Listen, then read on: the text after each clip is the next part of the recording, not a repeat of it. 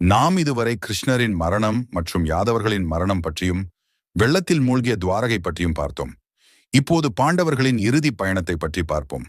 கிருஷ்ணர் இறப்பு மற்றும் துவாரகை வெள்ளத்தில் மூழ்கிய பிறகு அர்ஜுனன் வியாச முனிவரின் வார்த்தைகள் மூலம் உண்மையான வலிமை மற்றும் அவர்களின் வாழ்க்கையின் நோக்கம் பற்றிய உண்மைகளை உணர்ந்தான்.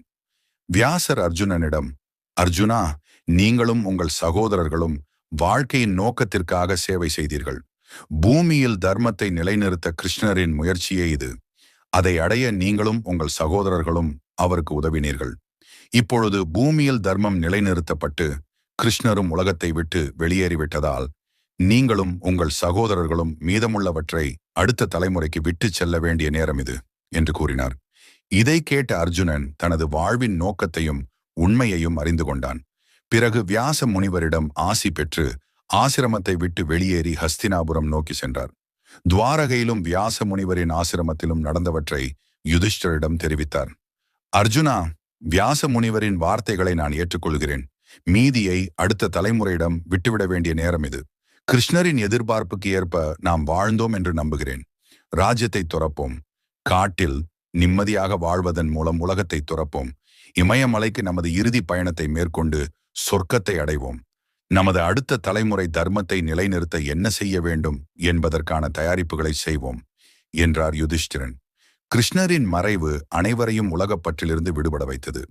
யுதிஷ்டிரன் ராஜ்யத்தை துறந்தான். அபிமன்யுவின் மகனான பரீக்ஷித்தை ஹஸ்தினாபுரத்தின் அரசனாக முடிசூட்டினான். பரீக்ஷித் பல்ராமன், கிருஷ்ணன், அர்ஜுனன், கிருதவர்மன் மற்றும் பிரத்யும்னன் ஆகியோரிடம் கல்வி கற்றவர். யுதிஷ்டிரன் துரியோதனனின் ஒன்றுவிட்ட சகோதரன் யுயுஜுவை ராஜ்யம் மற்றும் பரீக்ஷித்தின் பராமரிப்பாளராகவும் ஆலோசகராகவும் நியமித்தார். அவர் யாதவ இளவரசரான வஜ்ராவை இந்திரபிரஸ்தத்தின் அரசராக முடிசூட்டினார். சுபத்ரை ராஜமாதா ஆனார். பாண்டவர்கள் ஹஸ்தினாபுரத்தை விட்டு வெளியேறினர். திரௌபதியுடன் பாண்டவர்கள் ஹஸ்தினாபுரத்தை விட்டு வெளியேறினர். அவர்களின் பயணத்தின் போது ஒரு நாய் அவர்களுடன் நட்பு கொண்டது. பாண்டவர்கள் முதலில் தெற்கே கடலுக்குச் செல்கிறார்கள். அவர்கள் அங்கு சடங்குகளை செய்தார்கள். இதற்கிடையில் அவர்கள் கடலுக்கு அருகில் இருந்தபோது பகவான் அக்னி தேவர் அவர்கள் முன் தோன்றினார். ஓ அர்ஜுனா, நீ ஏந்தி இருக்கும் வில் மிகவும் சக்தி வாய்ந்தது. தீமையை எதிர்த்து போராடி தர்மத்தை நிலைநிறுத்துவதற்காக இது உனக்கு தேவர்களால் அனுப்பப்பட்டது. இப்போது அதன் நோக்கம் நிறைவேறிவிட்டதால், நீயும் உன் தலைமை தளபதி கடமைகளை துறந்துவிட்டதால் நீ வில்லை என்னிடம் திருப்பித் தரலாம் என்று நினைக்கிறேன் என்று அக்னி தேவர் கூறினார். அக்னி தேவா, உன் எதிர்பார்ப்புகளை நான் நிறைவேற்றிவிட்டேன் என்று நம்புகிறேன்.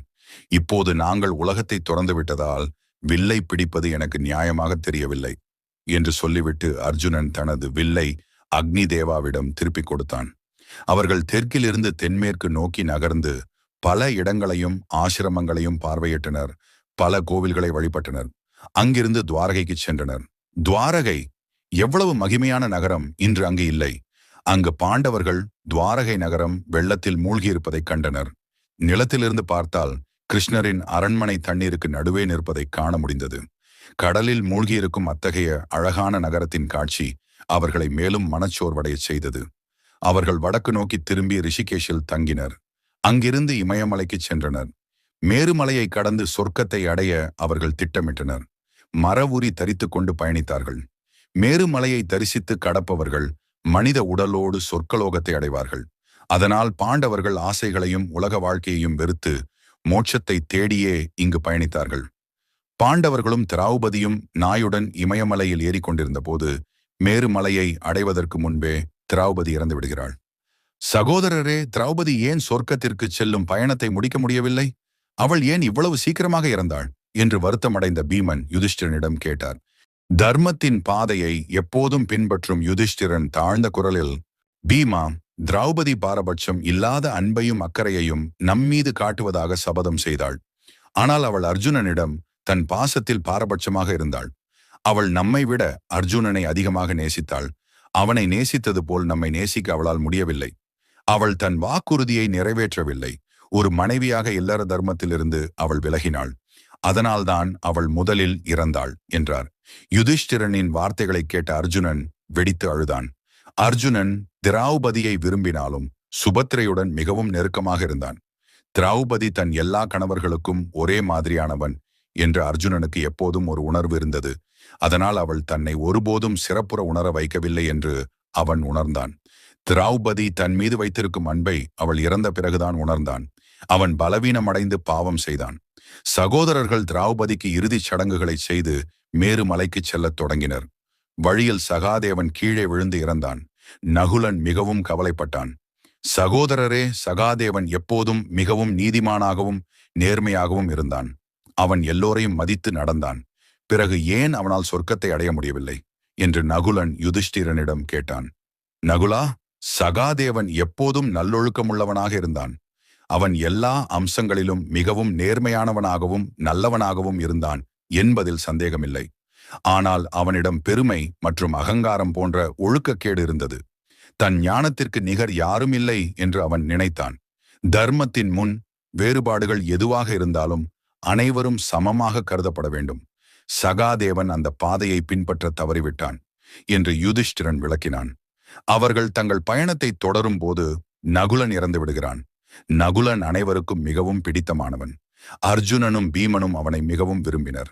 அர்ஜுனன் யுதிஷ்டிரனிடம், ஐயோ சகோதரா, நகுலன் கருணை உள்ளம் கொண்டவன்.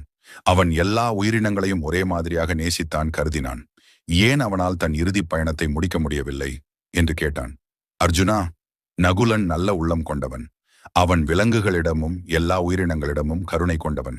ஆனாலும் அவன் தன் அழகுக்கு ஒரு தனித்தன்மை வைத்திருந்தான்.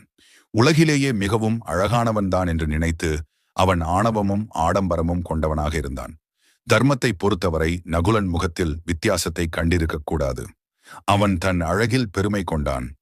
தோளில் உள்ள வேறுபாடுகளைக் கண்டு அழகில் தன்னை எல்லாவற்றிற்கும் மேலாக கருதி தர்மத்தை பின்பற்ற தவறிவிட்டான் என்று நகுலனின் மரணத்திற்கான காரணத்தை யுதிஷ்டிரன் விளக்கினான். மேருமலைக்கு செல்லும் வழியில் அர்ஜுனன் அடுத்ததாக விழுந்தான். பயணத்தை முடிக்க தவறி அவன் இறந்தான். அர்ஜுனனின் மரணத்தில் பீமன் மிகவும் வருத்தமடைந்தான், குழப்பமடைந்தான். சகோதரரே, அர்ஜுனன் யாருக்கும் தெரியாமல் கூட தீங்கு செய்ததில்லை. அவன் தன் தர்மத்தை பின்பற்றினான். உங்கள் கட்டளையையோ அல்லது கிருஷ்ணரின் வார்த்தைகளையோ கூட அவன் ஒருபோதும் மீறவில்லை. அவன் அன்பானவனாகவும் அக்கறையுள்ளவனாகவும் இருந்தான். தர்மத்தை நிலைநிறுத்த கிருஷ்ணருக்கு உதவி செய்தான். அப்படிப்பட்ட ஒருவன் தன் இறுதி பயணத்தை முடிக்காமல் இறப்பது எப்படி நியாயம் என்று கேட்டான். அதற்கு யுதிஷ்டிரன், பீமா, அர்ஜுனன் எல்லாவற்றிலும் சிறந்தவன். கர்ணன் அர்ஜுனனை விட சிறந்த வில்லாளி என்பதை அவன் அறிந்திருந்தான். கர்ணனும் ஏகலைவனும் அர்ஜுனனை விட சிறந்த வில்லாளிகள் என்று கிருஷ்ணர் கூட கூறினார். அவர்கள் இருவரும் தாங்களாகவே வில்வித்தை கற்றுக்கொண்டார்கள். ஆனால் அவர்களின் திறமைகள் அர்ஜுனனை விட மிகச் சிறந்தவை. ஆனால் அர்ஜுனன் அதை அவன் மனதில் ஏற்றுக்கொள்ளவில்லை. உலகிலேயே சிறந்த வில்லாளிதான் என்ற பெருமை அவனுக்குள் இருந்தது.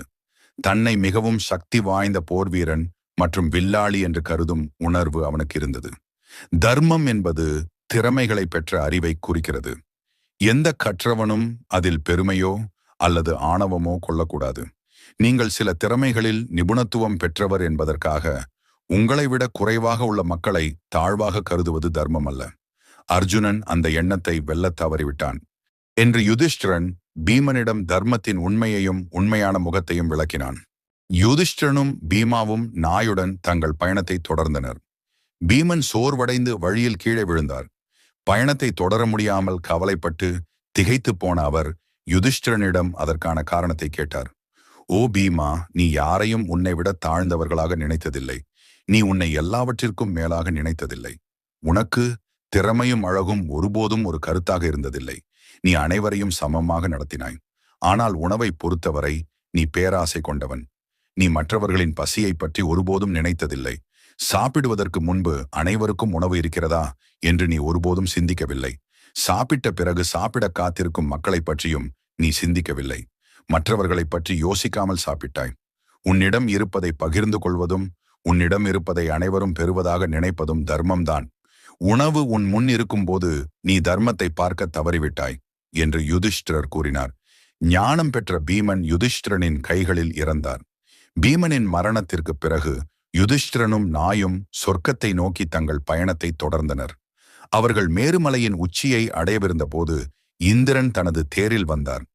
யுதிஷ்டிரரே, தர்மத்தை பின்பற்றுவதில் உங்கள் நடைமுறைகளைக் கண்டு நான் மகிழ்ச்சி அடைகிறேன். உங்கள் மனைவியும் சகோதரர்களும் பாவம் செய்ததால் நரகத்தில் உள்ளனர். அவர்கள் தங்கள் பாவங்களுக்காக நரகத்தில் தங்கள் காலத்தை கழித்த பிறகு சொர்க்கத்தில் இருப்பார்கள். தேரில் ஏறுங்கள். இனி நீங்கள் நடக்க வேண்டியதில்லை. நான் உங்களை தேரில் சொர்க்கத்திற்கு அழைத்துச் செல்வேன் என்றார் இந்திரன். ஐயோ கடவுளே, நான் ஆசீர்வதிக்கப்பட்டவன். ஆனால் தயவு செய்து என் மன்னிப்பை ஏற்றுக்கொள்ளுங்கள். என் மனைவி மற்றும் என் சகோதரர்களால் தான் நான் தர்மத்தை பின்பற்றினேன். அவர்கள் என்னை மாற்ற ஒருபோதும் முயற்சிக்கவில்லை. அவர்கள் என் வார்த்தைகளை நம்புவதை ஒருபோதும் நிறுத்தவில்லை. அவர்களால் தான் நான் என் தர்மத்தை கடைபிடித்து என்னால் இவ்வளவு தூரம் பயணம் செய்ய முடிந்தது. என் மனைவிக்கும் சகோதரர்களுக்கும் இடமில்லாத இடத்தில் நான் இருக்க விரும்பவில்லை. அது சொர்க்கமாகப் போகிறது என்றாலும் கூட என்று யுதிஷ்டிரர் மிகவும் பணிவான முறையில் கூறினார். இந்திரன் சிரித்துக்கொண்டே தாராளமான குரலில் சொன்னான், யுதிஷ்டிரா, நீ அவர்களை பற்றி கவலைப்பட வேண்டாம். அவர்கள் தங்கள் நேரத்தை நரகத்தில் கழித்தார்கள். இப்போது அவர்கள் அனைவரும் சொர்க்கத்தில் இருக்கிறார்கள். எனவே தேரில் ஏறுங்கள்.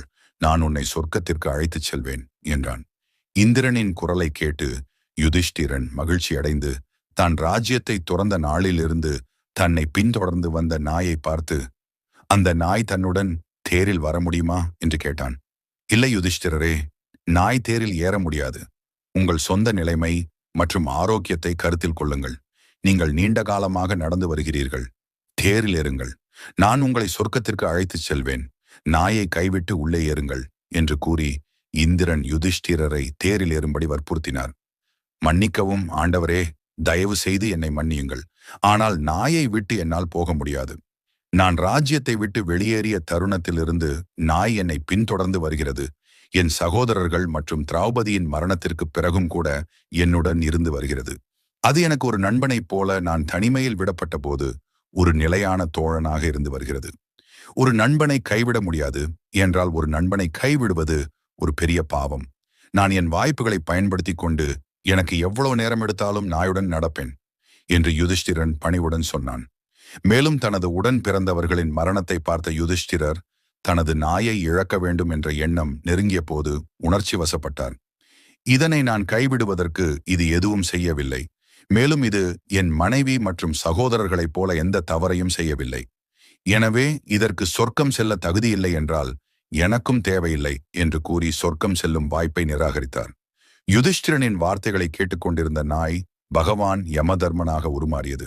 யுதிஷ்டிரனே, அன்பு மகனே, உன்னை நினைத்து நான் பெருமைப்படுகிறேன். நீ மிகவும் பணிவான, எளிமையான மற்றும் நேர்மையான வாழ்க்கையை வாழ்ந்து உன் வாழ்நாள் முழுவதும் எல்லா சூழ்நிலைகளிலும் தர்மத்தை பின்பற்றினாய். உன்னை நினைத்து நான் பெருமைப்படுகிறேன். ஒரு மனிதன் எந்த குடும்பத்தை சேர்ந்தவனாக இருந்தாலும், அவனுக்கு எத்தனை அன்புக்குரியவர்கள் மற்றும் உறவினர்கள் இருந்தாலும், அவன் வாழ்க்கைக்காக என்ன செய்தாலும் இறுதியில் அவனுடைய தர்மம் மட்டுமே அவனை பின்தொடர்ந்து சொர்க்கத்திற்கு அழைத்துச் செல்லும். உன் மகிழ்ச்சியையும் செல்வத்தையும் இழந்தாலும் நீ அப்படிப்பட்ட வாழ்க்கையை வாழ்ந்திருக்கிறாய். உனது கஷ்டமான வாழ்விலும் நீ நீதி நெறி தவறாது சிறு பிழை கூட செய்யாமல் நித்திய வாழ்வு வாழ்ந்திருக்கிறாய்.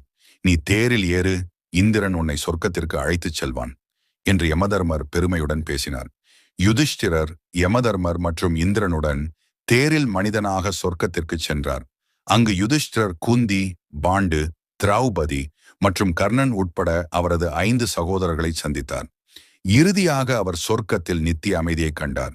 நாமும் நம் வாழ்வில் எத்தகைய சூழ்நிலைகளிலும் தர்மத்தை கடைபிடித்து முடிந்தவரை நீதி நெறி தவறாது நித்திய வாழ்வு வாழ வேண்டும். ஜெய் ஸ்ரீ கிருஷ்ணா.